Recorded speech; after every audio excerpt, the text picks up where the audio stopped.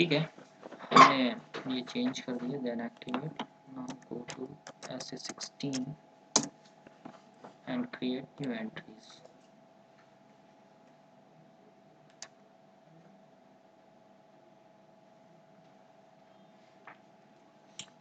आज DDIC almost complete करके classical reporting start कर देंगे, तो थोड़ा बहुत आप लोगों को मज़ा आने लगेगा।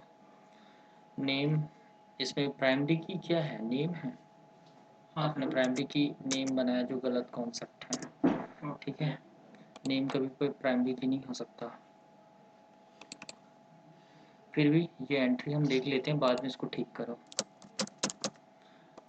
SAP ने सारे प्राइमरी कीज कैर लिए हैं, क्यों? इसके भी इम्पोर्टेंट्स हैं। वो इसलिए क्योंकि जब वो मास्टर टेबल पे, ये देखो इसकी साइज ले नहीं रहा है int 4 पे, लेकिन यही अगर मैं कैर टाइप का ले लेता है कैर 10 तो वो ले लेता है कितनी भी बिट साइज हो। क्यों ऐसा होता है? इंटीजर की साइज कितनी होती है बाय डिफॉल्ट? 4 बाइट, और कैर का 2 बाइट, ठीक है। पर वो 10 कैर की डेटा को स्टोर ही नहीं कर पा रहा था, क्यों भाई? बीट और बाइट पता है ना? इंट में क्या होता है? 4 बाइट होता है, और कैर में क्या होता है? 2 बाइट होता है। अगर इसको मैं बीट में कन्वर्ट कर दूं तो कितना होगा ये? 32 बीट, ठीक है। और इसको कर दूं तो 16 बीट, ठीक है। ये 4 बाइट की डेटा 1 2 3 4 5 6 7 8 इतनी रेंज की डेटा को स्टोर नहीं कर पा रहा था, है ना। लेकिन अगर ये कैर होता तो मैं क्या कर देता, इसमें 16 बीट की डेटा थी और ये कितना भी है 1 2 3 4 5 6 7 8 9, ठीक है। 1 2 3 4 6 7 8 9, तो इसको जस्ट हाँ हाँ हाँ ओ सॉरी, यहाँ पे कोई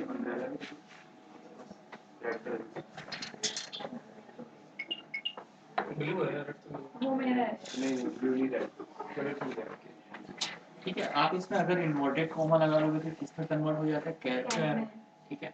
फर्स्ट एडवांटेज ये है कि आप किसी भी डेटा में इन्वर्टेड कॉमा लगाओ वो कैर में कन्वर्ट हो जाता है, और ज़्यादा से ज़्यादा आप मेमोरी यूटिलाइज कर सकते हो। फर्स्ट, मेमोरी यूटिलाइजेशन कम हो गया। दूसरा ये, आप टेबल में जाके देखोगे तो सारे प्राइमरी की आपको क्या मिलेंगे? कैर टाइप का। बेसिकली इसका रीज़न ये हो गया फर्स्ट। दूसरा ये क्या हुआ कि अगर मैं प्राइमरी की इंट टाइप का बनाता हूँ और इसको मैं बफर कर देता हूँ, मतलब एप्लीकेशन पे क्या होगा, वो मेमोरी ऑक्यूपाई करेगा क्योंकि इंडेक्स बनता है, ठीक है। तो ज़्यादा से ज़्यादा अगर आपके रिकॉर्ड अगर स्टोर होने लगेंगे तो ज़्यादा से ज़्यादा वो मेमोरी क्या करेगा? ऑक्यूपाई करेगा। तो इसीलिए SAP ने काफ़ी, सोचो हमारी उम्र भी नहीं होगी, 1972 में इन्होंने ऐसा सोच लिया था, है ना। तो ऐसे ही कुछ सोचना है।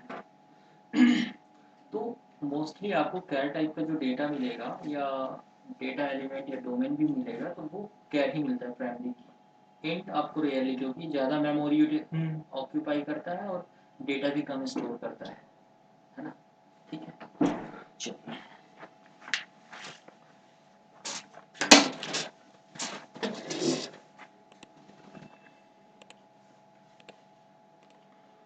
तो हमारा नेक्स्ट टॉपिक है डेटा टाइप्स। डेटा टाइप्स कितने तरीके के हैं, note down. What do you mean data types? First thing, data type क्या होता है? सी में भी पढ़े हो डेटा टाइप, सी में डेटा टाइप पढ़े हो ना, क्या होता है? Integer, character, float. हाँ गुड, वो क्या होता है? किस टाइप की वैल्यू चाहिए? हाँ, मतलब ये है कि कोई वेरिएबल किस तरीके का डेटा होगा, मतलब उसका टेक्निकल कैरेक्टरिस्टिक्स क्या होगा, है ना। ये डिफाइन किधर करते हैं हम? डेटा टाइप्स के अंदर। तो SAP ने आपको SE11 ऑब्जेक्ट, ऑब्जेक्ट मतलब क्या हो गया कि हर चीज़ ग्लोबल है। SE11 पे जो चीज़ बनेगा हर चीज़ ग्लोबल है, आप इसको कहीं से भी एक्सेस कर सकते हो।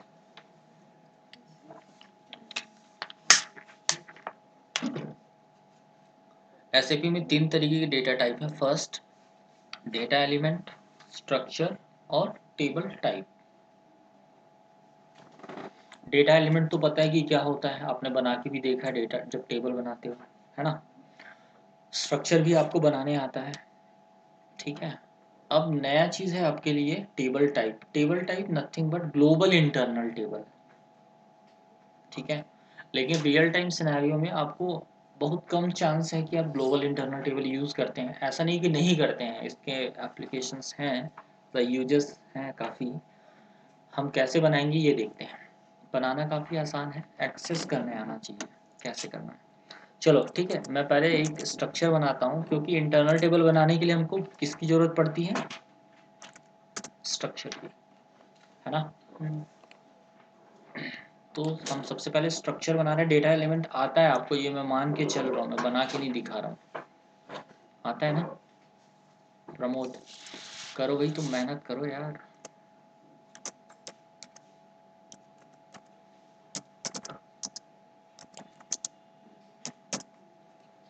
सर डाटा एलिमेंट जब क्रिएट करते हैं ना इंटरनल टेबल कोई भी, तो वो ये दिखा देता है कमेंट नीचे कि मतलब note exit in the database table. करके दिखाना ना, तभी तो मैं जान पाऊंगा। आप मेरे जैसे तरीके यूज नहीं करेंगे। एक कुछ इंपॉर्टेंट टेबल देख लो जिसको आपको पढ़ना है और उसके अंदर लिंकिंग ढूंढना है। सिर्फ यही नहीं होता, लेकिन इनिशियली आपको ये पता होना चाहिए। सेल्स ऑर्डर, कोटेशन और इंक्वायरी,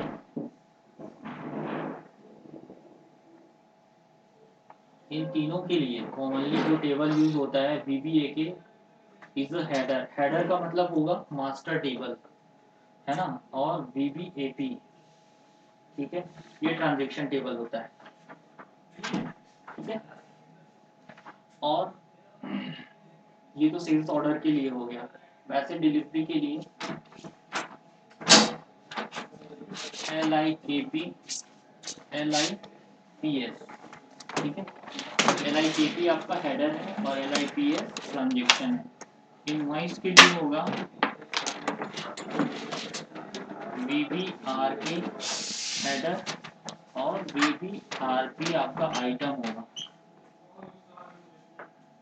मतलब ट्रांजेक्शन, P या फिर आइटम, जो मैं हमेशा बोलूँगा।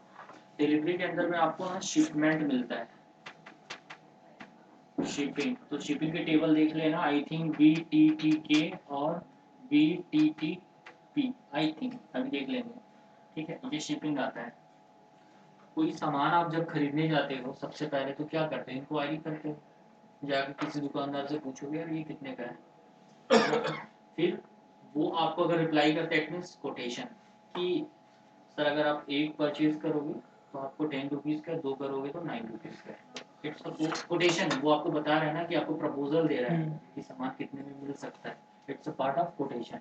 आपको अगर उसकी बातें अच्छी लगी, मैं जनरल वे में बता रहा हूँ ना, जो डेली होता है उस तरीके से अच्छा लगा प्रपोजल, तो आप क्या कर दोगे, एक पीओ रेज कर देते हो। PO raise in the sense कि उसी के अगेंस्ट में आप बोले ठीक है आप मेरे को 5 दो, 5 का आप बता दो किस हिसाब से दोगे, ठीक है। तो आपको बताया है कि 2 का 9 रुपये लगेगा, तो 5 का कितना लगेगा, 45 रुपये, 45 रुपीज। तो वो उसके अकॉर्डिंग आपके लिए क्या बनाएगा, सेल्स ऑर्डर, ठीक है। एक साइकिल बता रहा हूँ जिसके ऊपर आपको थोड़ा और एफर्ट लगाना है, अभी तो इतना ही देखो। फिर सेल्स ऑर्डर बन गया। अब वो आपसे पूछेगा भैया कि सामान कैसे ले जाना है, ठीक है। सामान ले जाने से पहले हम क्या करते हैं, डिलीवरी देखते हैं कि यार आज हम सामान को डिलीवर कर पाएंगे कि नहीं, स्टॉक में है कि मेरे पास है कि नहीं। स्टॉक में है तो डिलीवरी डेट हम आज ही का बना देंगे कि आज ही ले जाऊं, नहीं तो कल आके ले जाना, ठीक है। अब वो सामान हम कैसे भेजेंगे, क्या वो अपनी गाड़ी भेजेगा उस सामान को ले जाने के लिए, या हम उसके लिए गाड़ी करके देंगे, बुक करके देंगे, ठीक है। ये मोड ऑफ ट्रांसपोर्टेशन या शिपिंग का ही पार्ट है, ठीक है। शिपिंग वहां से हो गया। अब जैसे शिपिंग होगा, हमने सामान लोड कर दिया गाड़ी में, ठीक है। जब शिपिंग होता है तो एक प्रोसेस आता है बीच में ही, अगर ये ठीक है, एक आता है सामान को लोड करना यानी कि पिक करना, ठीक है। पिकिंग हो गया, पिक किए सामान को उठाए, उठा के लोड कर दिया। पिकिंग, लोडिंग एंड पीजीआई मतलब गुड्स इशू, कि अब सामान डिलीवर होने के लिए गुड्स इशू होने वाला है। तो ये जो कंप्लीट साइकिल होता है, loading, picking and goods issue, ठीक है, it's a part of delivery. ठीक है, जब वो हो जाएगा, शिपिंग हो जाएगा, गाड़ी में लोड हो गया सामान आपका, अब उसकी इनवाइसिंग होगी। ठीक है, फिर आप जाके क्या करोगे, इनवाइस बनाओगे। क्लियर? ये तुम्हारा सेल्स का पूरा साइकिल है। ठीक है, इन सब के लिए हम एक कॉमन टेबल यूज करते हैं। ये क्या है सर, ये वाला ये लास्ट वन VBAK ये किनके पार्ट्स है?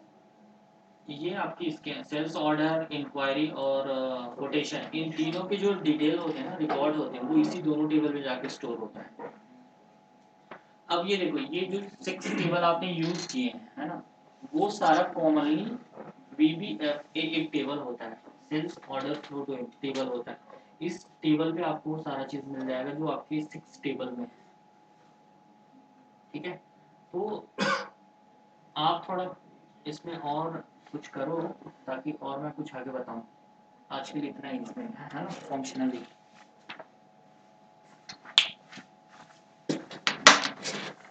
ये सारे पार्ट्स मिल जाते हैं तो भी आप जाके देखोगे ना तो वो सेल्स ऑर्डर फ्लो टेबल है। ठीक है, अभी मैं किसकी बात कर रहा था, VTTK। अगर आप इसमें जाके देखोगे तो ये क्या है, शिपमेंट हेडर टेबल है।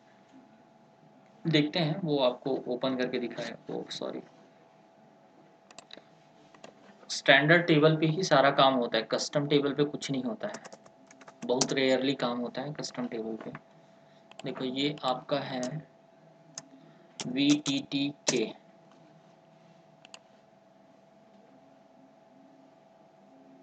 क्या है, शिपमेंट हेडर टेबल है ना। अब ऐसे ही आप जाओगे तो VTTP, ये आपकी किसकी डिटेल हो जाएंगे, शिपमेंट आइटम। मींस ये ऑलरेडी बना बनाया टेबल मुझे मिलेगा वो डालने को, तो हाँ। इसके बाद मुझे इसमें क्या करना होगा? इस पे हम जब क्वेरी लगाएंगे ना तो इसी टेबल में, जैसे कि अगर आप कोई सेल्स ऑर्डर बनाते हो, सेल्स ऑर्डर बनाने के लिए एसएपी ने जो स्क्रीन देके रखा है उसके लिए हम यूज करते हैं VA01 फॉर सेल्स ऑर्डर। ठीक है, कोटेशन के लिए हम यूज करते हैं VA21। ठीक है, इंक्वायरी के लिए VA11। ठीक, ऐसे ही डिलीवरी बनाने के लिए आप यूज करते हैं VL01N और इनवाइस बनाने के लिए VF01। VL01N, हाँ N है, VL है ना, ये VU नहीं है, VL01N। ठीक है, अगर एसएपी में आपको मिलेगा 01, 02 और 03, ये सारे पीछे में, जैसे ये 01 है तो 02 हो जाएगा, 21 है तो 22 हो जाएगा, 11 है तो 12 हो जाएगा। जो 1 वाला होता है क्रिएशन के लिए, 2 वाला जो होता है चेंज करने के लिए, अपडेट करने के लिए, और 3 होता है डिस्प्ले करने के लिए। ठीक है, ये सारे टी कोड्स हैं। अगर आप सिमिलरली इसमें जाओगे, अगर चेंज करना है तो हम कौन सा टी कोड यूज करेंगे, VL02N, डिस्प्ले करना है तो VL03N, VF में VF02, VF03। अगर एज अ फ्रेशर तुम इतना ही साइकिल और इतने टी कोड और इतने टेबल जानते हो, है ना, तो आपको कोई हंस के रख लेगा अपने यहाँ। क्या ये सर ये एज अ टेम्पलेट होते हैं क्या, ये जो टेबल आप बता रहे हैं? टेम्पलेट जैसे आपने जी टेबल बनाया हाँ। है ना, नहीं, जैसे आपने कोई सेल्स ऑर्डर बनाया एसएपी में, इसका ये स्टैंडर्ड है, सब चीजें स्टैंडर्ड है, एसएपी ने पहले ही बना के दिया है। एसएपी मतलब एक ऐसा सॉफ्टवेयर है कह लो जो पहले से बना है। अब आपको सेल्स ऑर्डर बनाना है ना, तो सेल्स ऑर्डर बनाने के लिए ये टेबल, ये टी कोड यूज करोगे, वहां जाके जैसे सेल्स ऑर्डर बनाओगे तो उनसे जो रिलेटेड इंफॉर्मेशन है या जो डेटा है ना, वो कहाँ जाके स्टोर हो जाएगा, इन सारे टेबल्स में जाके स्टोर होगा। एक ट्रांजैक्शन से 70, 80, 90 टेबल एक साथ अपडेट होते हैं। ठीक है, तो हम अभी मेजर टेबल पे बात कर रहे हैं जो इंटरव्यू पॉइंट ऑफ व्यू से कि ये पता होना चाहिए। तो ये वो टेबल्स हैं जिसकी हम बात कर रहे हैं।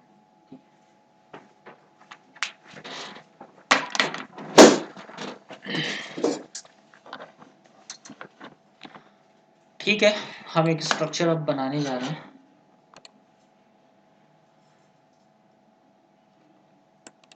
सर बी ए से क्या बनता है वैसे? बी ए 01 है ना? हाँ सेल्स ऑर्डर वो मैंने नहीं, मार्क किया बी ए से क्या है, फुल फॉर्म क्या है?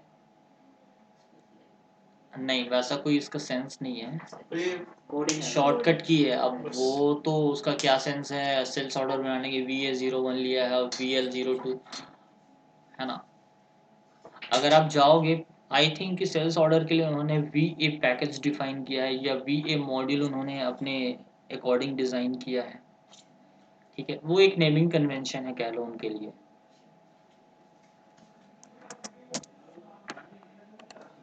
सेल्स एंड डिस्ट्रीब्यूशन के लिए जो पैकेज होगा वो VA से ही स्टार्ट होता है। इसके लिए सर सेल्स के लिए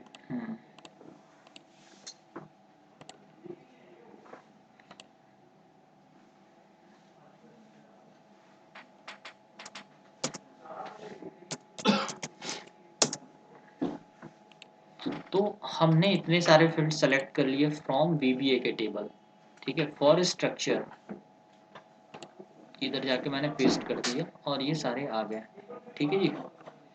अब मैंने इसको सेव किया, क्या पैकेज क्या है? अनुराग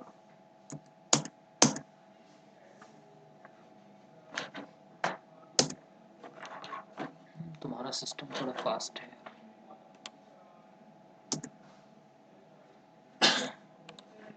ये हमने क्या बना दिया, स्ट्रक्चर। यहाँ तक किसी को कोई डाउट या कोई क्वेरी नहीं, ठीक है।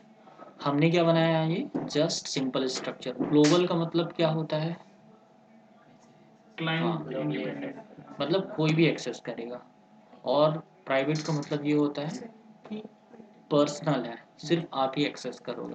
तो प्रोग्रामिंग पॉइंट ऑफ व्यू से क्या है, पब्लिक मीन्स कि कहीं से भी एक्सेस करोगे आप इसको, किसी टेबल पे भी यूज कर सकते हो, किसी इंटरनल टेबल पे, किसी प्रोग्राम ABCD, ठीक है, कोई भी एक्सेस कर सकता है। जब आप प्रोग्राम बनाओ ये भी private means only client based, ये प्रोग्राम बेस्ड, ठीक है। इस स्ट्रक्चर का मैं यूज करूंगा टेबल टाइप बनाने के लिए, मतलब ITZ टेबल 001 मैंने कर दिया, डेटा टाइप क्रिएट, और ये देखो टेबल टाइप है, मतलब मैंने भी बताया था similar to internal table, global internal table.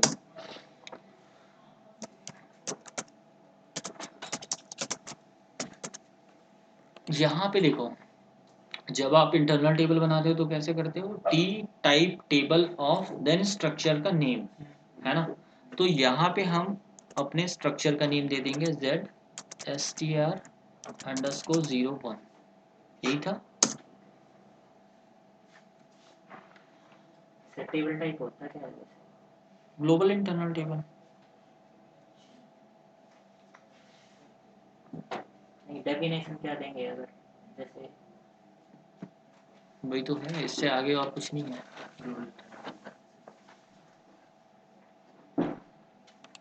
आप इस पे जाके देखोगे तो आपको स्ट्रक्चर आपको मिल जाएगा। ये आपका स्ट्रक्चर था, इस स्ट्रक्चर का रेफरेंस लेके हमने एक टेबल टाइप बनाया है ना। अब इसमें जाओ, इनिशियलाइज एंड एक्सेस। अभी ये क्या है, विदाउट हेडर लाइन है, ठीक है। अगर मैंने दे दिया इनिशियल साइज 1, ठीक है, तो ये विथ हेडर लाइन बन गया, ठीक है। Clear, not clear? अगर ये मैं 0 दे देता हूँ, इट मीन्स कि ये without header line internal table है। इसमें वर्क एरिया अलग से नहीं है। हाँ, वर्क एरिया अब अलग से बनाना है क्योंकि मैंने विदाउट हेडर लाइन बना दिया आपके लिए, ठीक है। अब देखो, इस इंटरनल टेबल का रेफरेंस लेके हमको कोई दूसरा इंटरनल टेबल बनाना है, तो हम कैसे बनाएंगे।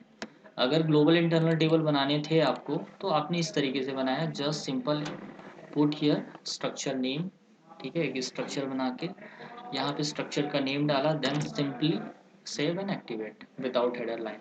अब देखो, इस इंटरनल टेबल का यूज कहाँ पे करना है मुझे, now go to first SE38. SE38 किसके लिए? ABAP editor. Okay, now table type. Table type हमने एक प्रोग्राम का नेम दिया create table type. Program type executable हमने सेलेक्ट किया, देन सेव. पैकेज का नेम ओके, आपका रिक्वेस्ट आईडी,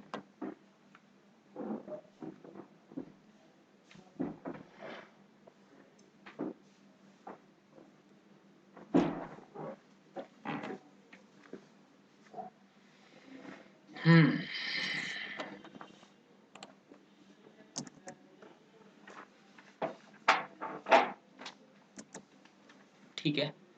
अब देखो T_VBAK एक इंटरनल टेबल का नेम दिया टाइप Z टेबल 001. तो ये एक ऑलरेडी क्या है, इंटरनल टेबल है ना. ये क्या है आपका, ऑलरेडी एक इंटरनल टेबल है. जैसे आप सिंपल क्या करते हैं, कोई डेटा टाइप का रेफरेंस देके एक दूसरा डेटा टाइप क्रिएट कर लेते हैं. मतलब ए टाइप सी भी जो ए है उसका जो कैरेक्टरिस्टिक्स है वो सी टाइप का होगा. स्टेटमेंट का क्या मतलब है? मतलब कि ये जेड जो इंटरनल टेबल है वो VBA के टाइप की इंटरनल टेबल, जो जेड टेबल 001 है वो VBA के टाइप की इंटरनल टेबल है, ये मतलब? नहीं. T_VBA जो इंटरनल टेबल का नेम है वो जस्ट सिमिलर टू Z_, हाँ जेड टेबल. क्योंकि जिसका आप असाइन करते हो किसी वेरिएबल में, अब सिंपल सा मैथ्स का लैंग्वेज है यार.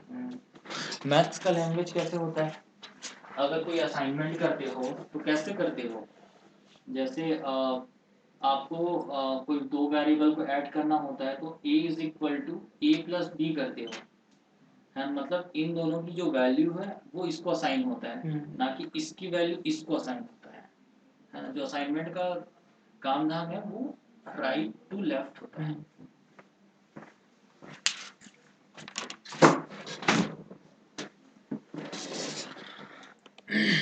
चलिए नाउ नेक्स्ट. यहाँ तक क्लियर है कि मैंने इंटरनल टेबल का रेफरेंस देके एक इंटरनल टेबल बनाया. नाउ work_VBAK हमने एक वर्क एरिया बनाया. लाइक ये स्टेटमेंट हम यूज करते हैं वर्क एरिया बनाने के लिए. T_VBAK it means first row of internal table is just similar to work area. Clear. Internal table का जो पहला रो होगा वो सिमिलर टू वर्क एरिया के होता है, मतलब उसी के इक्विवेलेंट होता है ना. तो हमने इसको उसी लैंग्वेज में बताया कि एकदम फ्लैट है. SAP का जो लैंग्वेज एकदम फ्लैट जैसा लिखा रहता है उसका मतलब भी वैसे ही बनता है. तो यहाँ पे क्या लिखा है कि work_VBAK like line of T_VBAK. एकदम फ्लैट इसका डेफिनेशन है कि work_VBAK एक वर्क एरिया है जो लाइक लाइन ऑफ मतलब पहले लाइन के सिमिलर है इंटरनल टेबल के. सिंपल. ठीक है, क्लियर है.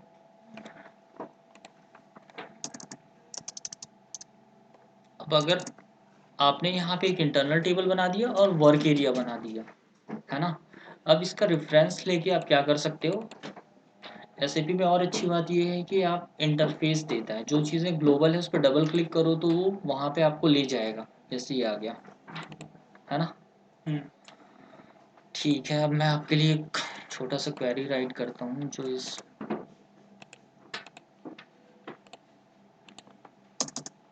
ये लाइक वाली स्टेटमेंट ज्यादा यूज कर रहे हैं. लाइक वाली स्टेटमेंट यूज कर रहे हैं. ठीक है.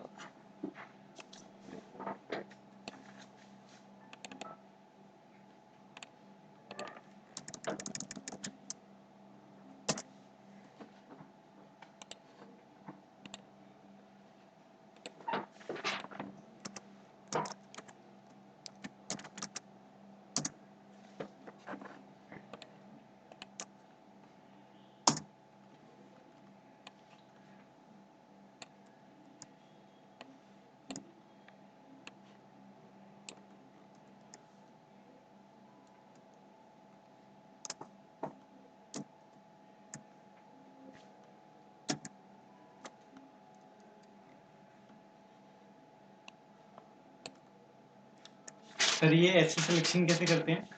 अल्टर।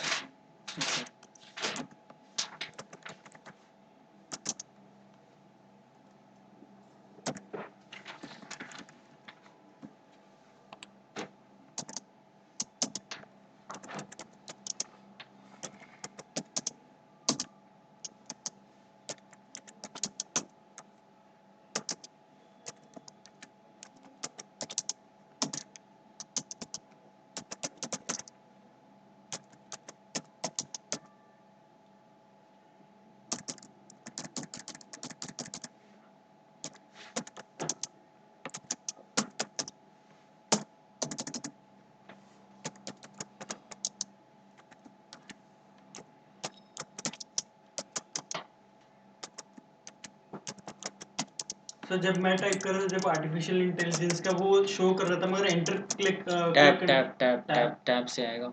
जब भी कोई चीज़ें आती है तो आप टैब यूज़ करो, जैसे वर्क अंडरस्कोर BBAK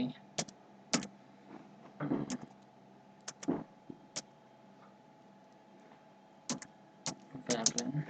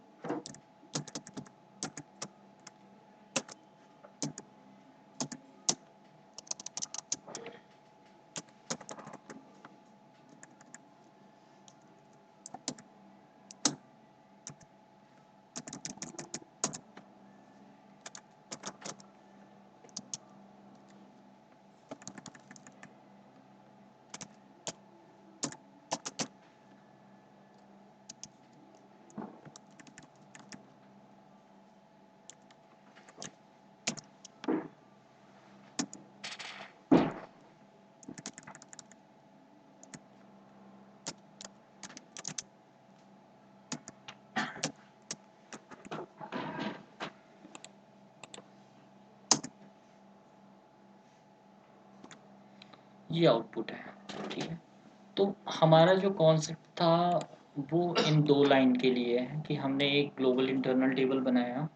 अगर ग्लोबल इंटरनल टेबल का रेफरेंस लेके अगर आपको कोई दूसरा इंटरनल टेबल बनाना है तो आप कैसे बनाएंगे, क्लियर है। एंड वर्क एरिया कैसे हम डिज़ाइन करेंगे, क्लियर है यहाँ तक। बेसिकली भी क्या जाता है हम्म? मतलब रेफरेंस क्यों लिया जाता है जो ऑलरेडी क्रिएटेड टेबल? जब हम लोग ना आगे टॉपिक हम देखेंगे, जैसे ड्राइवर प्रोग्राम चेंज होगा, मतलब एक प्रोग्राम से दूसरे प्रोग्राम पे अगर आपको वेरिएबल पास करना होता है तब के केस में हमको क्या बनाना पड़ता है, एक ग्लोबल ऑब्जेक्ट बनाना पड़ता है। अगर लोकल ऑब्जेक्ट होगा, सपोज करो ए की वैल्यू इसके पास 1 रुपये है, अब इस ए को मुझे इसके पास पहुंचाना है, तो इसकी वैल्यू 1 रुपये से 1 रुपये ही पास होना चाहिए जैसे यहाँ पर। पैकेज हम लोग इंपोर्ट करते हैं ऑलरेडी बना हुआ, उसी तरह इसमें ये था कि एक वैल्यू को दूसरे प्रोग्राम में ले जाना है, तो उसी वैल्यू को उस प्रोग्राम में कैसे यूज करें? नहीं, वो ऐसा नहीं है। ये डेटा टाइप का कॉन्सेप्ट है कि जब आप सब रूटीन और फंक्शन यूज़ करते हो ना, जब वहाँ पे फॉर्मल और एक्चुअल पैरामीटर का कॉन्सेप्ट आता है, ठीक है। तो वहाँ पे क्या होता है कि कोई वेरिएबल का ग्लोबल, जैसे आप देखना लोकल फंक्शन में जो वेरिएबल आपने बनाया है उसकी वैल्यू ग्लोबल पे नहीं मिलेगा। ग्लोबल पे अगर उसने दूसरा डिफाइन किया तो वो वाला वैल्यू पिक कर लेता है ना। सेम चीज़ कि यहाँ पे जब एक प्रोग्राम से दूसरे प्रोग्राम पे वैल्यू पास करना है, या फिर एक ड्राइवर प्रोग्राम से, या हो सकता है एक क्लाइंट से दूसरे क्लाइंट पे जा रहा है, या एक सिस्टम से दूसरे सिस्टम पे जा रहा है, तो वैल्यू चेंज ना हो तो उसके लिए हम एक ग्लोबल रेफरेंस बना के रखते हैं, ठीक है। कि इस वैल्यू इसी वेरिएबल के रेफरेंस में एक दूसरा वेरिएबल बनाया, अब ये इधर जाएगा तो इसी का रेफरेंस लेके इधर भी दूसरा रहेगा, ताकि डेटा टाइप चेंज ना हो और ट्रैवल करे डेटा तो सेम रहे, सेम रेफरेंस लेकिन रहे। डिफरेंस तो कुछ नहीं आया सर, रिजल्ट तो हमारा वही आ रहा है। हाँ, तो वो वही आएगा। हमारा इन्होंने पूछा कि इसको बनाने का पर्पस क्या है। जब लोकल हम इंटरनल टेबल बना सकते तो ग्लोबल की जरूरत क्यों है ना। सर इसमें लाइन ऑफ की उसको जगह ऑन मैं करो टाइप यार। भी। नहीं, वो सिंटैक्स चलेगा नहीं, ये दरवाजा ओपन कर दो फिर, एरर थ्रो करेगा वो। अब ठीक है, ठीक है, क्लियर है यहाँ तक सबको। चलो अब आगे चलते हैं। नेक्स्ट है आपका ग्रुप टाइप। ग्रुप टाइप क्या होता है कि if you want to design a user type data type, मतलब एसएपी ने तो अपना खुद का डेटा टाइप दे के रखा है, लेकिन आप अपना खुद का कोई डेटा टाइप बनाना चाहते हो, ठीक है, तो वो टाइप ग्रुप में जाके बना सकते हो। लेकिन जनरली हम कभी बनाए नहीं हैं, ठीक है। हमने जनरली हमेशा यूज़ किया है एसएपी के डेटा टाइप को, पर उसने इतना फ्लेक्सिबिलिटी दे के रखा है कि अगर बनाना है तो आप बना सकते हो अपने टाइप का। एसएपी ने किस तरीके का दे के रखा है, देखो जैसे स्लिस ये एक टाइप पूल है। एसएपी ने क्या किया कि इसके अंदर काफ़ी सारे अपने डेटा टाइप बना के रखे हैं।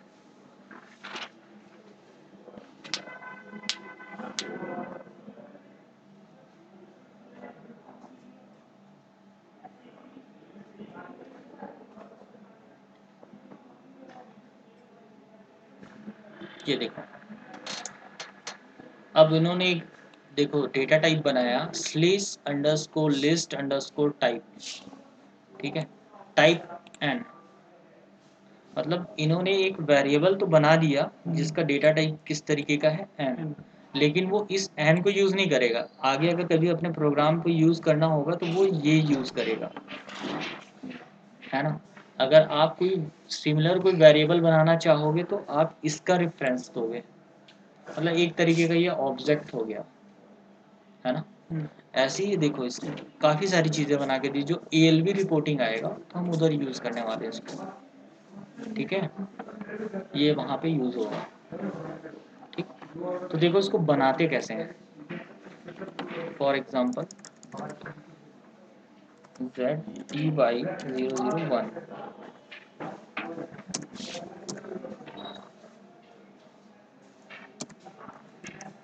TGRP हमने कर दिया क्रिएट। इस लिस्ट अंडरस्कोर ये होता क्या है सर? टाइप ग्रुप है, वो टाइप पूल है।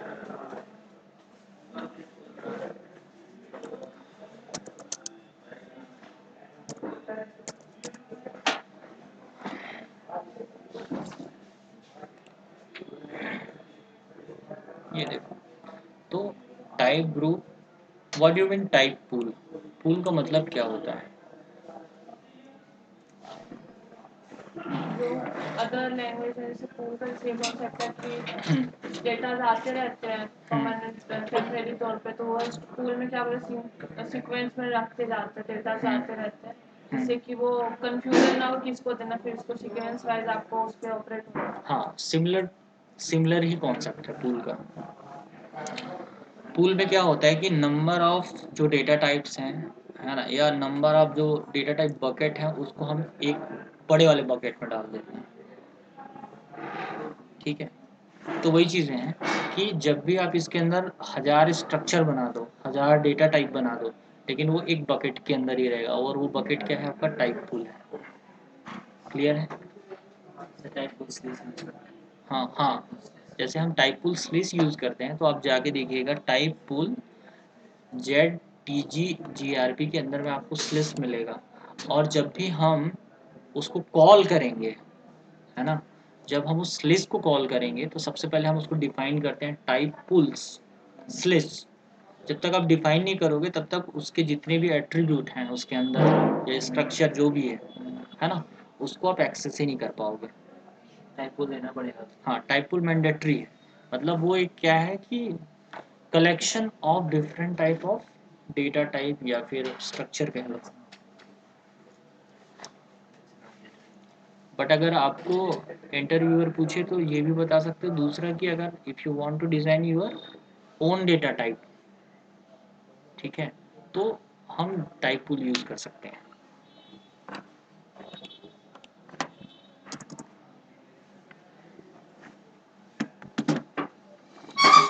चलिए मैं एक सिंपल वही स्ट्रक्चर यूज़ कर रहा हूँ, सिर्फ कॉन्सेप्ट बताना है, एक्सेस करना ज़्यादा इम्पोर्टेंट है। बनाने का आपको कभी मौका तो नहीं मिलेगा इसमें, लेकिन हाँ एक्सेस करने का पूरा मौका आएगा। ये आपसे रिलेवेंट नहीं है, मैं कुछ शॉर्टकट बना रहा हूँ ताकि मुझे करना ना पड़े।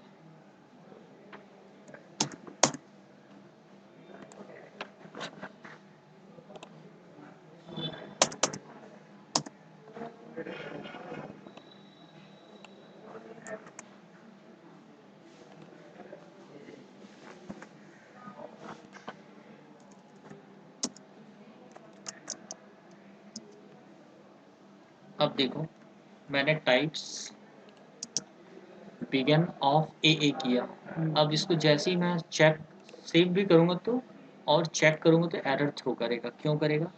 इसके अपने खुद के एक प्रोटोकॉल है, मतलब एक प्रोसेस है, प्रोसीजर है कि टाइप पुल कैसे बनेगा।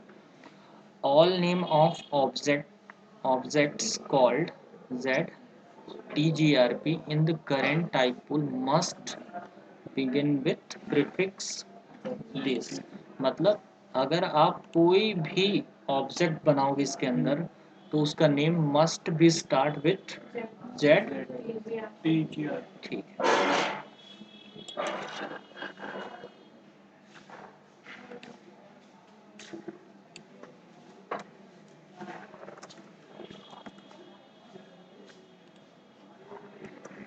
सर इसमें मैंने ऑप्शन देखा था, रिप्लेस का भी था एक ऑप्शन, हाँ रहता है, उसमें डाल के भी तो कर सकते हैं।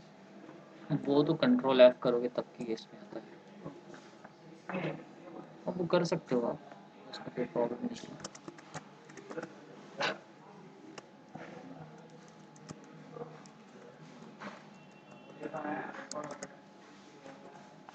ठीक है, अब ये आपको कोई एरर थ्रो नहीं करेगा।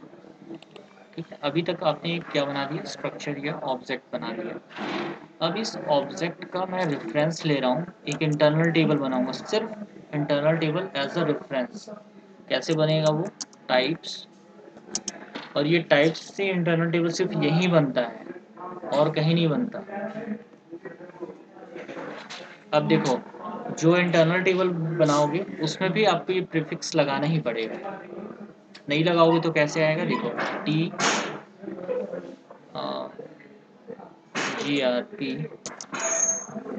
Type table of z underscore sales.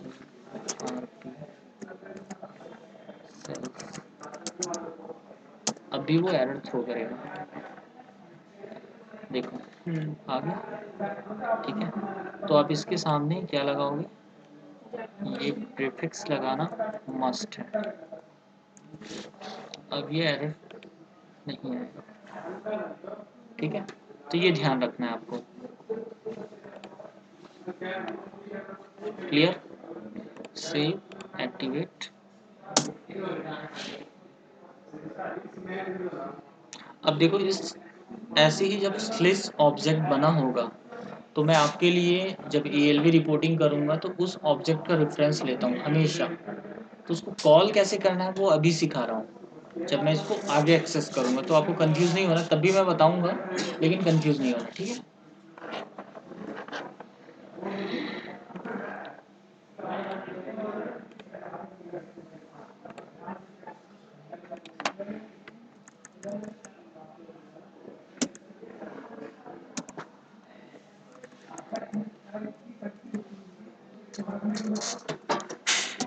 Type group copy,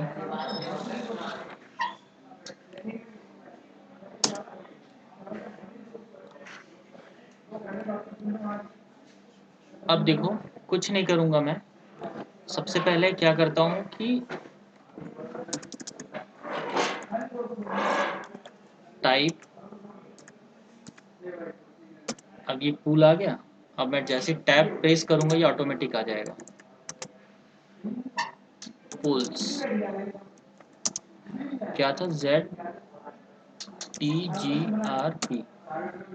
ये था हमारा टाइप पूल का नेम, यही था ना। ये हम क्या कर रहे हैं यहाँ पे, ये वाला line? अब उसे कॉल कर रहे हैं, ये ऑब्जेक्ट को हम वहां पे कॉल कर रहे हैं। इसी टाइप पूल को अब मैं ये बता रहा हूँ कि इस टाइप पूल को मैं अभी एक्सेस करने वाला हूँ, मैंने बता दिया। अब देखिए इस टाइप पूल में आप जाओगे तो ये एक इंटरनल टेबल पड़ा हुआ है ना। इस इंटरनल टेबल का मुझे क्या लेना है? रेफरेंस लेके एक दूसरा इंटरनल टेबल बनाना है।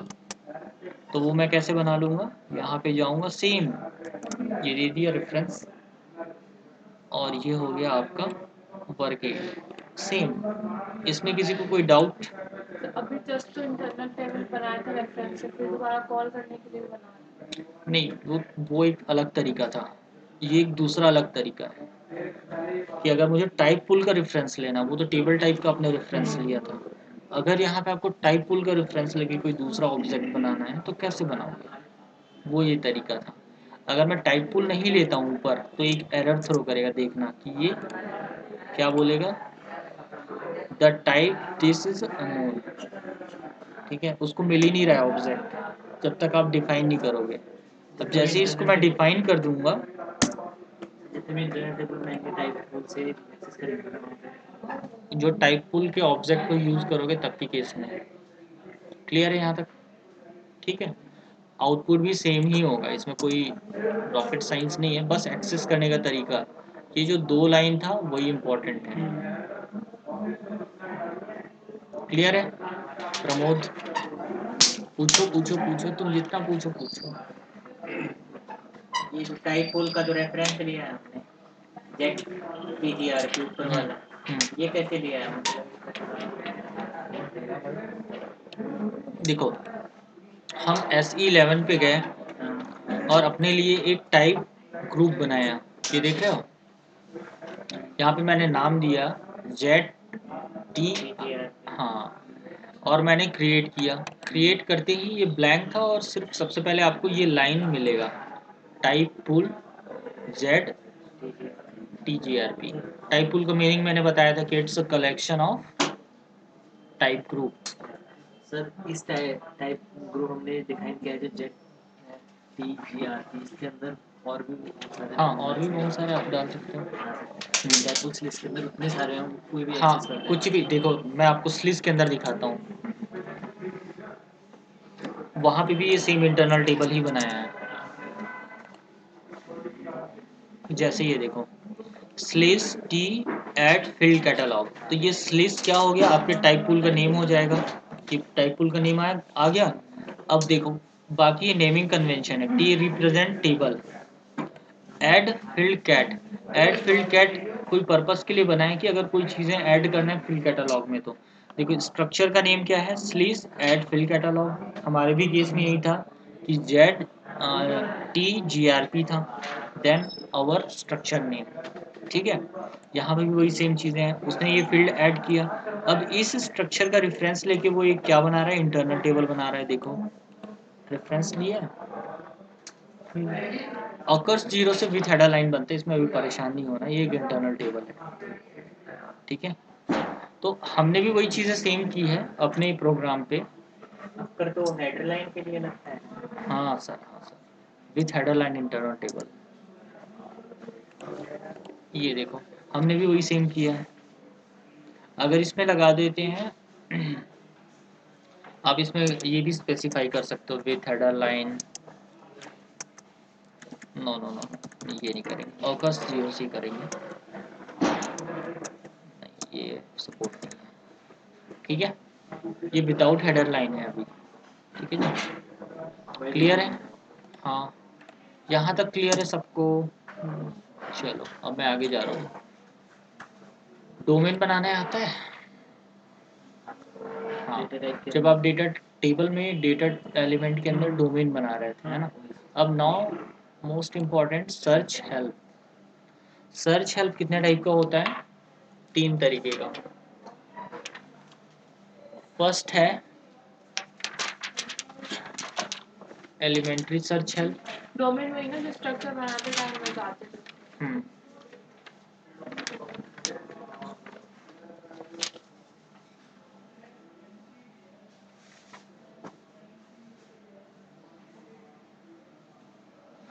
सेकंड है कलेक्टिव,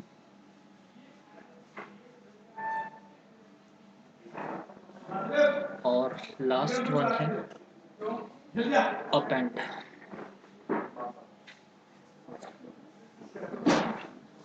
एलिमेंट्री,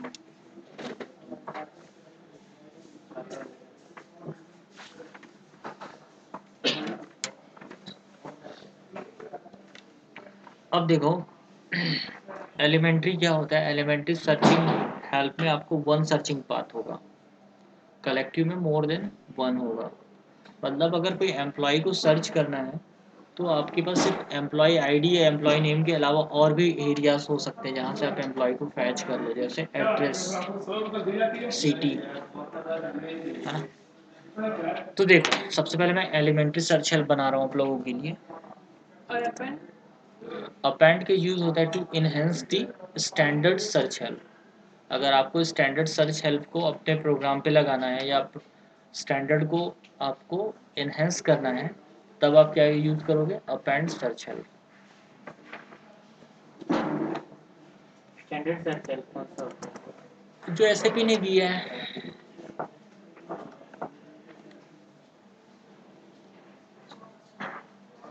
स्टैंडर्ड का मतलब ही एसएपी है, मतलब स्टैंडर्ड वर्ड यूज हो मतलब एसएपी ने बनाया है।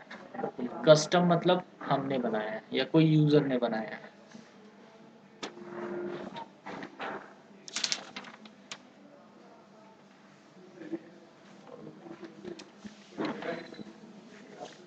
सब व्यू के अंदर भी सर्च हेल्प का उससे लिंक अप है इसका कुछ या बिल्कुल अलग है? एकदम सेपरेट टॉपिक है। Create elementary search help, okay.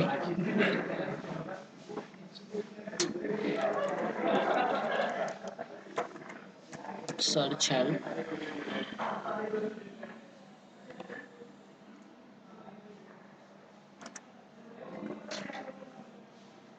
ठीक है।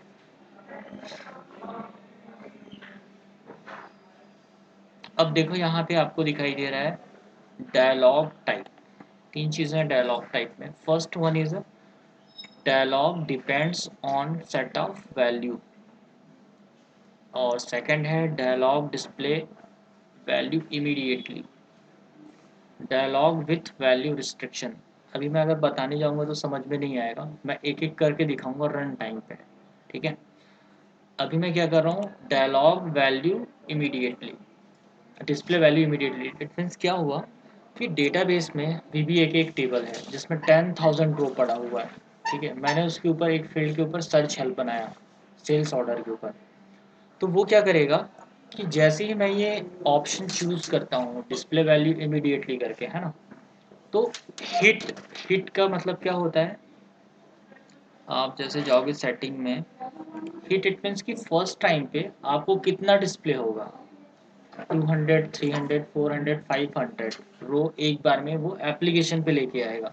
हम सारा डेटाबेस की डेटा एक बार में एप्लीकेशन पे लेके नहीं आते, उसको हम 1 बाई 1 लेके आते हैं कि फर्स्ट टाइम पे आप 100 लाओ, 200, 300, 400 इस तरीके से। तो इमीडिएटली में क्या होगा कि डेटाबेस में जितनी भी वैल्यू पड़ी वो एक बार में आपको दिखाई देगा, सबके सब एक बार में ऐसा लिस्ट में आ जाएगा, ठीक है। वैल्यू रिस्ट्रिक्शंस का मतलब ये बनता है कि आप जो फिल्टर लगा दो कि भाई मेरे को सेल्स ऑर्डर 1 से 10 तक का ही चाहिए, मतलब आपको एक विंडो बना के दे देगा कि आप ये रेंज फिल करो, ठीक है। वो आपका सेल्स ऑर्डर हुआ। वो कैसे आएगा, dialog depends on set of value, मतलब वो आपको एक प्रपोजल देगा कि भाई आपको कौन सा चाहिए, ये आपके ऊपर डिपेंडेंट हो गया, मतलब सिस्टम पे कोई बर्डन नहीं होगा। अब ये है लास्ट कि डायलॉग विथ वैल्यू रिस्ट्रिक्शंस में अभी मैंने जो बोला ना, जो प्रपोजल आएगा आपको वो आएगा। Dialog depends on set of value, it means ये हो गया कि कुछ भी हो वो आपको प्रपोजल भी देगा, ठीक है, लेकिन डेटाबेस टेबल से वो एट अ टाइम 100 रिकॉर्ड ही लेके आएगा, उससे ज़्यादा रिकॉर्ड लेके नहीं आएगा, ठीक है। अगर 10,000 रिकॉर्ड भी पड़ा है तो वो 100 ही लेके आएगा, ठीक है। 1 बाई 1 करके देखेंगे। सिलेक्शंस मेथड टेक्स्ट टेबल, आप जिस टेबल पे आपको सर्च हेल्प लगानी है आप उस टेबल का नेम यहाँ पे दोगे, लाइक VBA के मैंने दे दिया टेबल जिसपे मुझे सर्च हेल्प बनाना है। अब आप जाओ, ये प्रपोजल में आगे कौन कौन सा फील्ड लगाना चाहते हो सब सेल्स ऑर्डर को फिल्टर करने के लिए। तो मैंने सेलेक्ट किया वेबलेन, एक दूसरा फील्ड सेलेक्ट कर लेता हूँ ER डेट, ठीक है, और VB टाइप, ये मैंने सेलेक्ट कर लिया, या इसको छोड़ो, दो ही फील्ड रखते हैं। ठीक है, मैंने आपको लास्ट क्लास में बताया था कि इम्पोर्ट इट मीन्स जिस फील्ड को आप क्लिक करोगे, है ना, वो उस बॉक्स में जाके क्या होगा, जैसे प्रपोजल में तो दोनों ऑप्शन आएगा, लेकिन किसी भी में आप क्लिक करो, वो जो इम्पोर्ट फील्ड होगा वही इम्पोर्ट होगा। Getting not export it means कि दोनों प्रपोजल में आएगा, जिसको जिसको मैंने एक्सपोर्ट कर दिया वो पॉपअप विंडो पे आ जाएगा एज अ प्रपोजल, लेकिन क्लिक किस में भी करो इम्पोर्ट वेबलाइन ही होना है। एलपोस्ट डिस्प्ले पोजीशन है ये। इसका यूज क्या हो इम्पोर्ट आपने बताया? अगर मैं इंपोर्ट करना मैंडेटरी इसलिए है क्योंकि जैसे आपको कोई रेंज सेलेक्ट करना है, स्टूडेंट फ्रॉम टू, फ्रॉम में 1 है और 2 में 10 है ना। अब प्रपोजल में तो आ गया आपके पास 1 से लेके 10 तक, आपको चाहिए 5 से। अब आप 5 में क्लिक किए, 5 में क्लिक किए तो ऑटोमेटिक जैसे ही 5 पे क्लिक करो वो उस बॉक्स में 5 चले जाना चाहिए, है ना, तो वो इंपोर्ट से पॉसिबल है। ठीक है,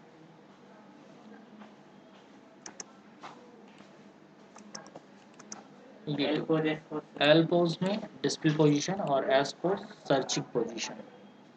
अगर ये चेक कर दूंगा तो ये आप इसको एडिट नहीं कर पाएंगे।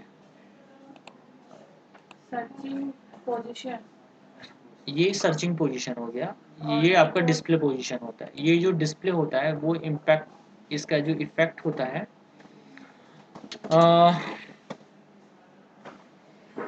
चलिए मैं आपको रन टाइम पे दिखाऊंगा, ऐसे बताने में मुझे भी थोड़ा सा और एल्फोस क्या है? डिस्प्ले, एक डिस्प्ले और एक सर्चिंग। ये मैंने एक्टिवेट कर दिया। इसको हम यूज कहाँ पे करेंगे ये इंपॉर्टेंट है। कभी भी आप स्टैंडर्ड डेटाबेस टेबल पे ये लगा नहीं पाओगे क्योंकि ऑलरेडी एसएपी ने सर्च हेल्प लगा के रखा है VBAK पे, है ना। लेकिन आपकी कंपनी आपको कहती है कि आपको अपना कस्टम लगाना है, आपके अकॉर्डिंग चाहिए आपको, है ना, तो वो हम स्क्रीन लेवल पे लगाते हैं, हम अपने प्रोग्राम पे लगाएंगे। वो कैसे लगाएंगे,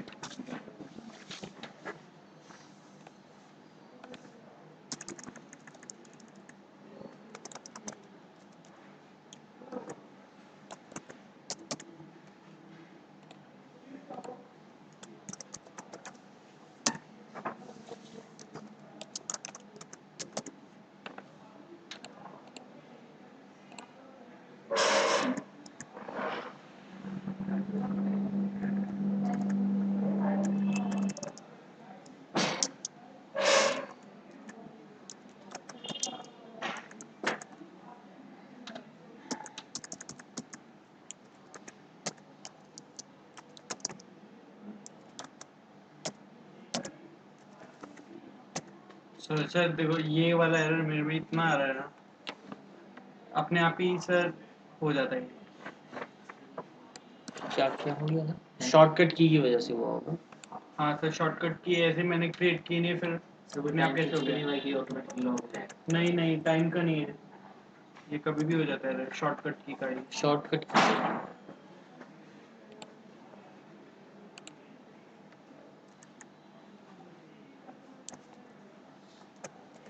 सपोर्ट नहीं करता कई बार।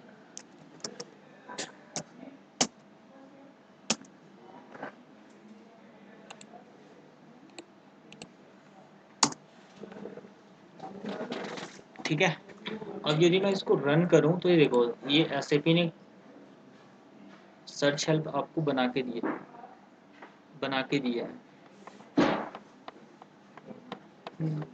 ठीक है, आप कैसे जाके चेक कर सकते हो, आप इस पे चले जाओ VBAK का वेबलिन, ये वो फील्ड है, आप इस पे चेक कर सकते हो search help, there is a no, अच्छा यहाँ पे तो सर्च हेल्प ही नहीं है, एक minute.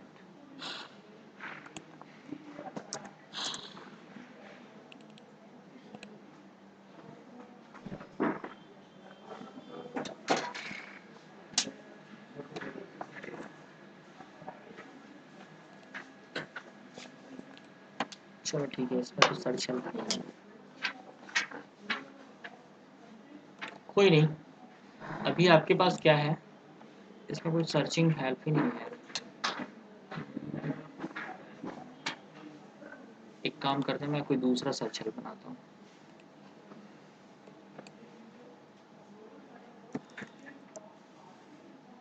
KNA1 customer master table है।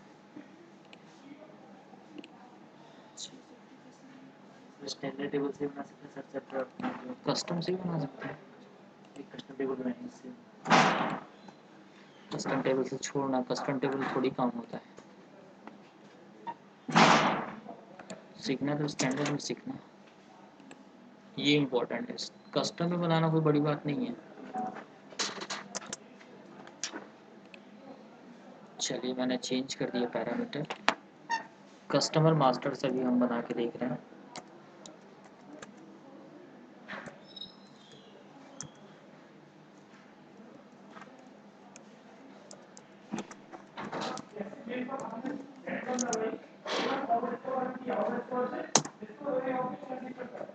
अब आप इसमें आप जाके देखोगे तो आपको यहाँ पे सर्च हेल्प मिलेगा।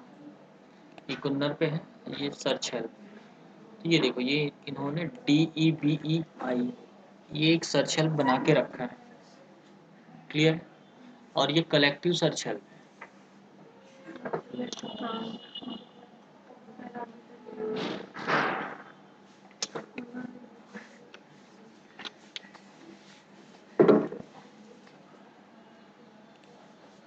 कैसे कलेक्टिव है? जब मैं इसको रन करूंगा तो देखना आपके पास एक कस्टमर नंबर को ब्राउज करने के लिए इतना सारा ऑप्शन है ना? ये सारे SAP ने आपको बना के दिए हैं। अब जैसे आपको अगर कोई नेम पता हो लाइक दैट, जैसे मैं कर देता हूँ कि KA से कोई अगर नेम स्टार्ट हो तो वो मुझे प्रपोजल में मिल जाए। तो KA से जितना भी ऑप्शंस हैं फर्स्ट नेम, ये इधर जाके आपको डिस्प्ले हो गया। आप इस कहीं पे भी क्लिक करो क्या इंपोर्ट होगा? ये कस्टमर नंबर 40449 ये SAP ने बना के रखा है अपना खुद का। अब देखो यहीं पे हमारी रिक्वायरमेंट चेंज हो जाती है और हमको अपना खुद का लगाना है। ठीक है, तो हम कैसे लगाएंगे? ये आपका सर्च हेल्प है, इसको कॉपी कर लो और match code object control P। आप सिर्फ मैच कोड ऑब्जेक्ट लगाओगे और आपका कस्टम सर्च हेल्प लग जाएगा स्क्रीन लेवल पे, नॉट डेटाबेस लेवल। ये डेटाबेस लेवल पे लगा हुआ है। SAP ने जो लगा के रखा है वो डेटाबेस लेवल पे है। अब आप इसको रन करो।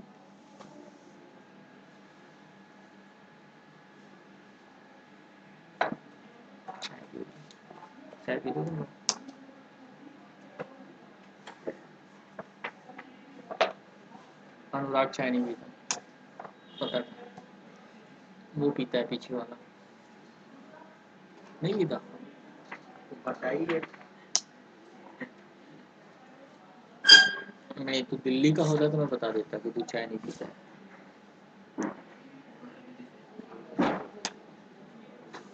ये मेरा सर्वे है कि डेलीट्स चाय नहीं पीते। दिल्ली वाले चाय नहीं पीता, चाहे गर्ल्स हो या बॉयज हो।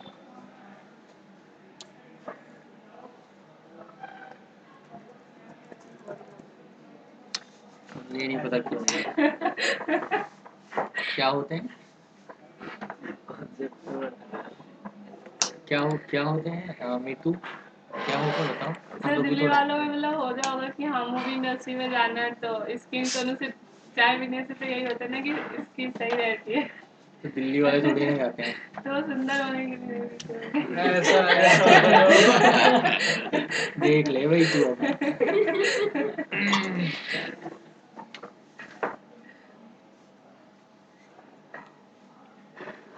ये कॉन्सेप्ट नहीं है।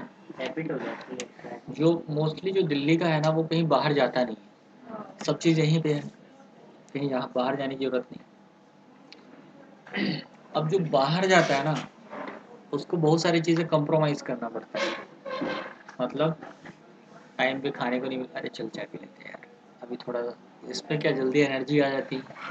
हाँ, चाय पी लिया इसलिए बोला है ना, लॉजिक है ये नहीं। अब उसका लॉजिक अलग है।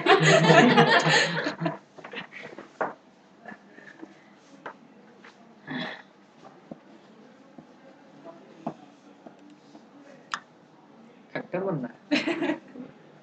सही यहाँ थोड़ी बैठा था फिर। ठीक है, हमने ये सेकंड में अपना सर्च हेल्प लगाया है। तो देखो मैंने ऑप्शंस कौन सा सेलेक्ट करके रखा था, डिस्प्ले वैल्यू इमीडिएटली, है ना। तो एट अ टाइम हमारे जो SAP में सेटिंग है वो 500 फर्स्ट टाइम पे लेके आएगा। तो ये 500 रिकॉर्ड पहली बार में लेके आएगा ये, ठीक है। अब इस पे आप क्लिक करो तो कस्टमर नंबर ही इंपोर्ट हुआ।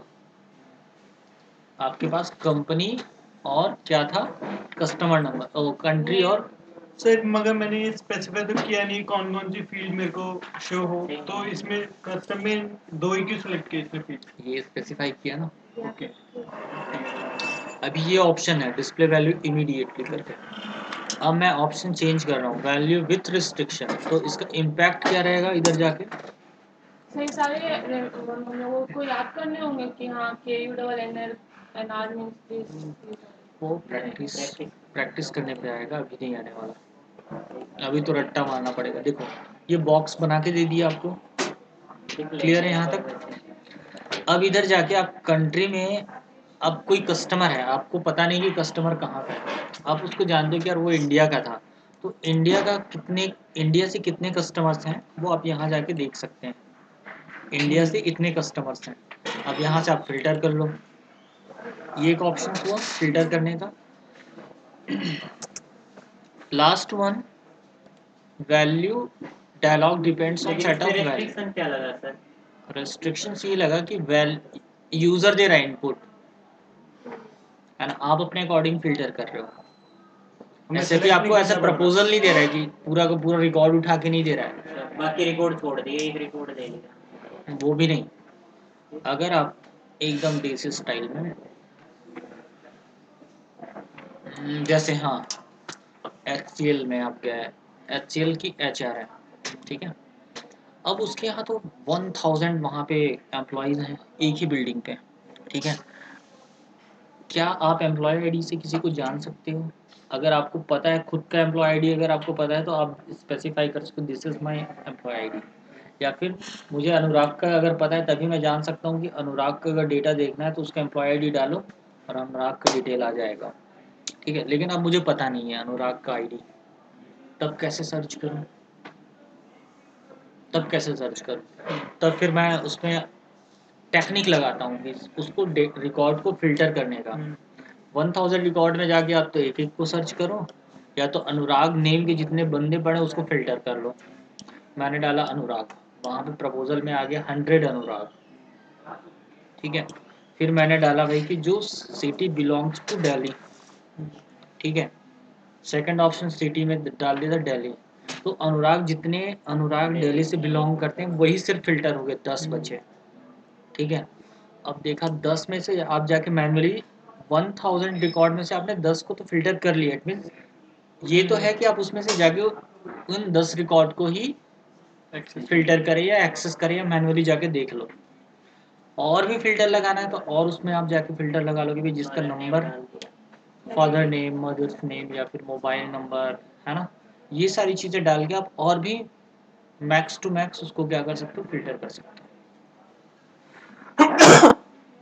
क्लियर है? ये पैरामीटर्स में वो डालेंगे। हाँ। अब ये वाला ये जो इफेक्ट है आपको यहाँ पे मिलेगा नहीं, लेकिन इसको जी टेबल में करना, थर्ड ऑप्शन को। इतना ये कॉन्सेप्ट आप प्रोग्राम में लगाएंगे ना, जब प्रोग्राम जब बनाएंगे वहाँ पे ये लॉजिक वहाँ पे लिखेंगे, इंटरनल टेबल बनाएंगे, ये प्रोग्राम आपने ये चीज़ वहाँ पे लिखेंगे, ये लॉजिक वहाँ पे लिखेंगे ना। अगर हमें इंटरनल टेबल में सर ये चीज़ लगाना है वहाँ पे, ये चीज़ वहाँ पे ये स्क्रीन लेवल पे रहेगा, जो अभी हम करके देख रहे हैं ना, ये सब स्क्रीन लेवल पे रहेगा। यही मैंने इंटरनल टेबल बनाया, उसी के साथ अटैच करना है। अरे इंटरनल टेबल नहीं, ये तो स्क्रीन पे लगेगा यार। अब यहाँ से जो फिल्टर करोगे वो इंटरनल टेबल पे जाएगा, मतलब क्वेरी चलेगा फिर इंटरनल टेबल का कॉन्सेप्ट है, तो उससे पहले नहीं आएगा। नहीं समझे? आप क्या बोल रहे हो कि ये जो सर्च हेल्प है वो इंटरनल टेबल में लगाऊंगा? नहीं, ये स्क्रीन पे लगेगा। इंटरनल टेबल की रिपोर्टिंग होती है वो उसके नहीं, जैसे इंस्टेंट बुलवाना में 10 फील्ड लेते हैं, वर्क एरिया बनाते हैं, 10 फील्ड लेते हैं, वैसे हमने 1000 फील्ड लिए, उसी में से एक फील्ड पे सर्च नहीं नहीं नहीं नहीं, वो वैसा नहीं है, वो अलग चीज़ हो गया। वो तो क्वेरी में आप डेटा सेलेक्ट करना और फिल्टर करना अलग चीज़ है। ये तो किसी भी टेबल पे लगाने के लिए यूज होना कि कहीं से भी हमने कोई भी ये तो इनिशियली आपको एक एज अ प्रपोजल कि आपके डेटाबेस में कौन सा वैलिड रिकॉर्ड पड़ा है वो आपको डिस्प्ले कर देगा। इसका यूज कहाँ पे होगा फिर?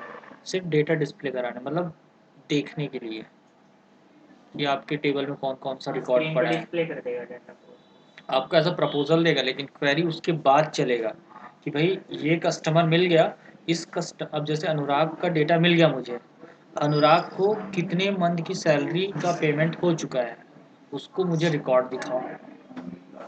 अब आया वो रिपोर्टिंग पे तुम्हारे इंटरनल टेबल का कॉन्सेप्ट। अच्छा, रियल टाइम पे सिर्फ उसके लिए यूज होगा कि हमने किस बंदे का ठीक है, नेक्स्ट, ये फर्स्ट सर्च हेल्प हो गया। अब मैं एक दूसरा सर्च हेल्प बनाने जा रहा हूँ, एलिमेंट्री ही होगा, E02।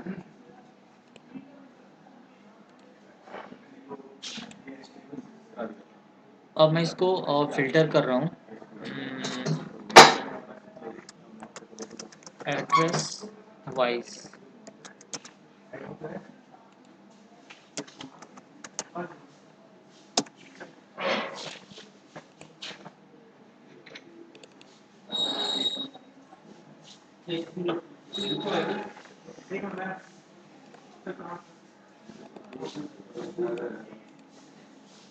चलिए हम ना सबसे क्या क्या ऑप्शन लिख सकते हैं, जैसे कुंडल 1 लाइन 1 ORT आपने दो ऑप्शन लिखे हैं ना, KNA 1 और लाइन 1 नेम 1, ये आप पे आएगी कितने ऑप्शन डाल सकते हैं? हाँ, ये आपके ऊपर है, आप जैसा सर्च हेल्प बना लो।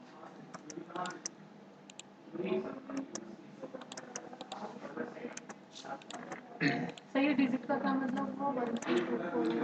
डिस्प्ले पोजीशन है, जिस ऑर्डर में डिस्प्ले होगा उसी ऑर्डर में सर्च हो जाए। इंपोर्ट सर हर सर्च हेल्प में एक ही जगह होगा, इंपोर्ट एक ही में होगा। हाँ, जो प्राइमरी की पे ही देना है, दूसरे पे भी दे सकते हो अगर वो इंडेक्स उसमें बना है तो। ठीक है, मैंने दो एलिमेंट्री सर्च हेल्प बनाया, E01 और E02। ठीक है, अब मैं क्या करने जा रहा हूँ कि एक कलेक्टिव सर्च हेल्प बनाऊंगा जहाँ पे इन दोनों को मैं एक्सेस कर लूँगा। C01 एक कलेक्टिव सर्च है, create collective search help.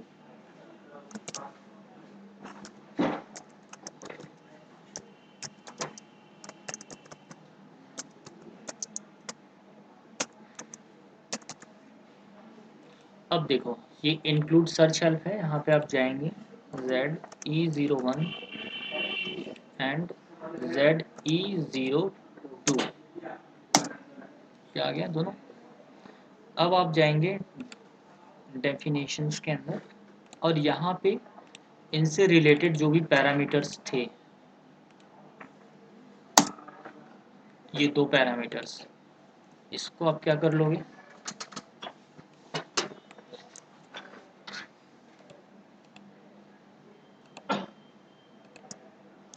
Control V,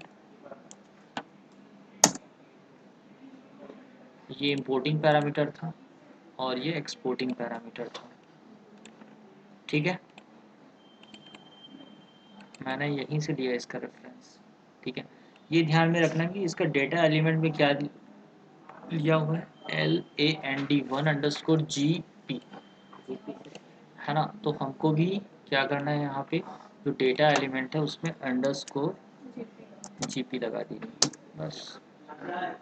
ठीक है, ऐसे ही दूसरा हमारा क्या है, E02, इस पे ऑलरेडी ये दोनों हम ले चुके हैं ऊपर, है ना, कुन्नर और LAND1। हमारे पास अभी दो ऑप्शंस हैं सिर्फ, जो नेम 1 और ORD01, इसमें भी GP लगेंगे लास्ट में, डेटा एलिमेंट का है ये भी एक्सपोर्ट के पैरामीटर थे।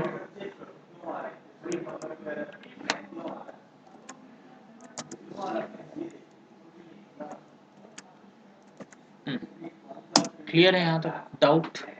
No doubt, good. GP standard नहीं पता भाई, उसका नेम है यार। देखो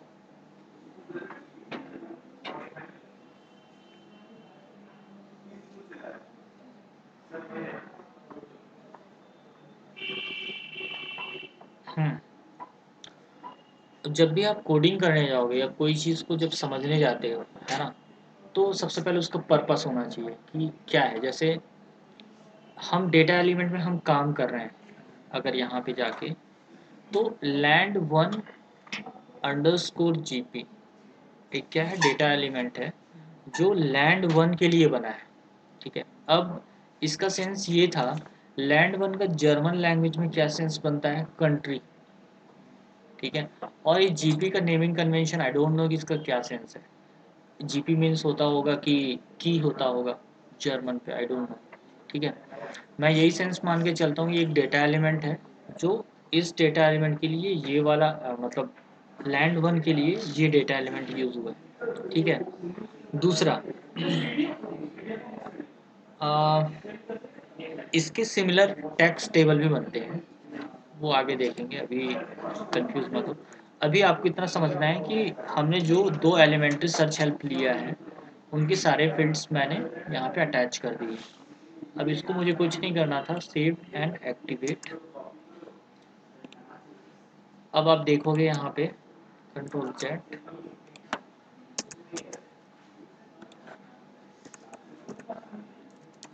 C01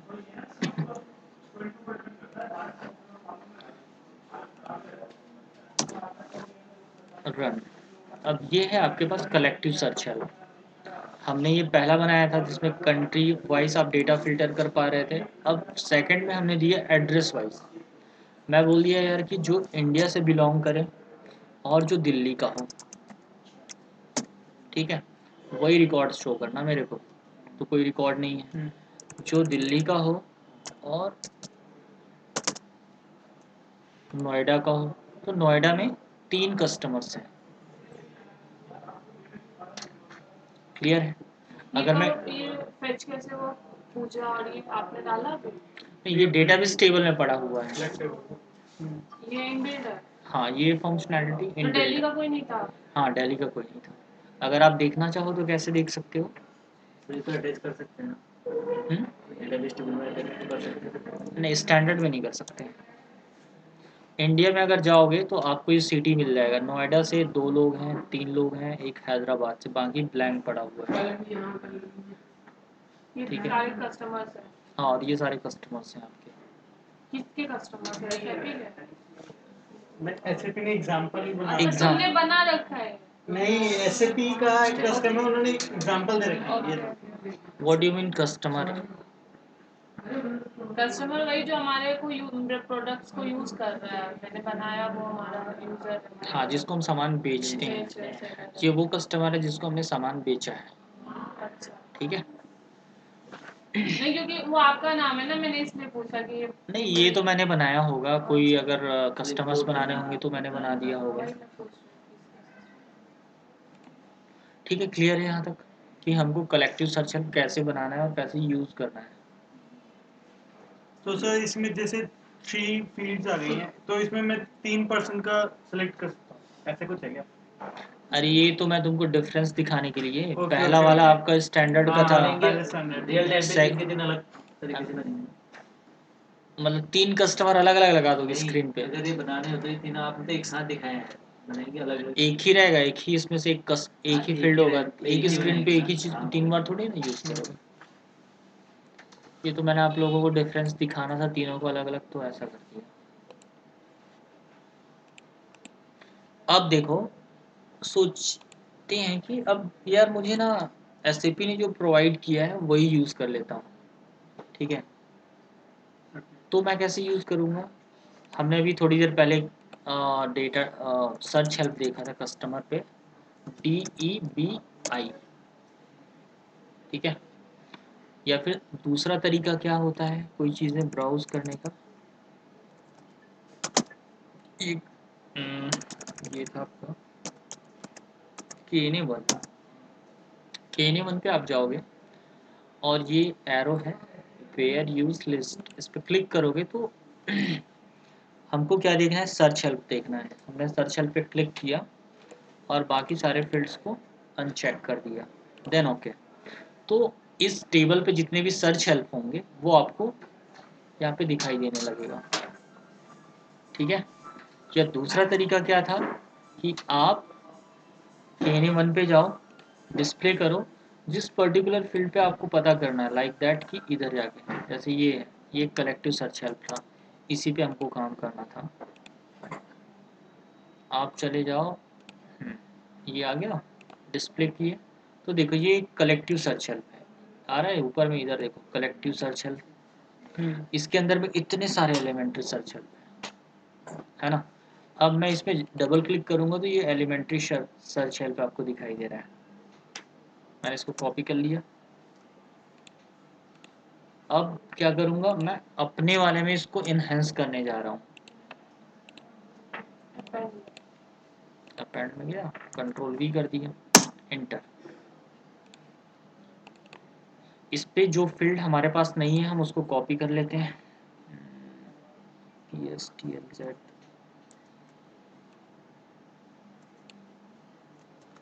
कॉपी,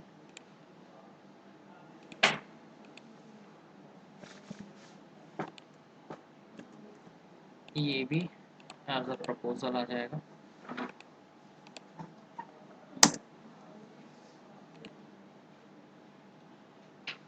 अच्छा,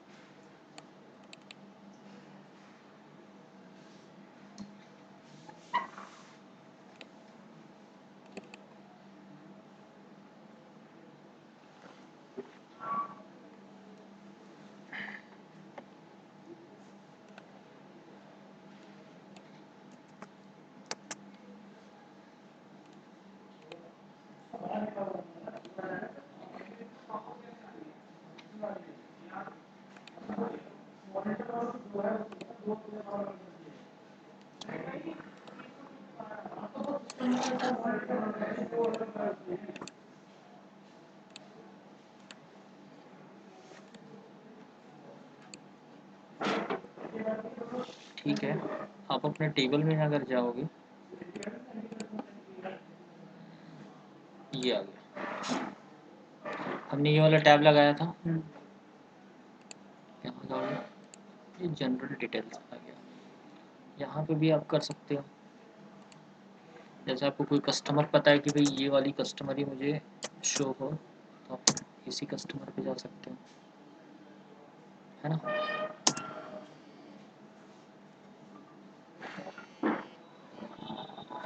हेलो, हाँ प्रीति बोलो। Okay okay, thank you. नहीं, सर से बात तो नहीं हुई। ठीक है, थैंक यू।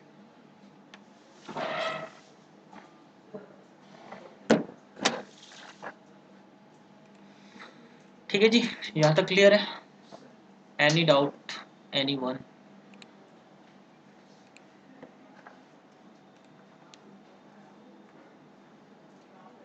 चैप्टर रिवाइज करना पड़ेगा, वो तो आप करोगे, मैं थोड़ी करूँगा। तभी आएगा मतलब। ठीक है, अब एक काम करते हैं, मैं थोड़ा सा थ्योरेटिकल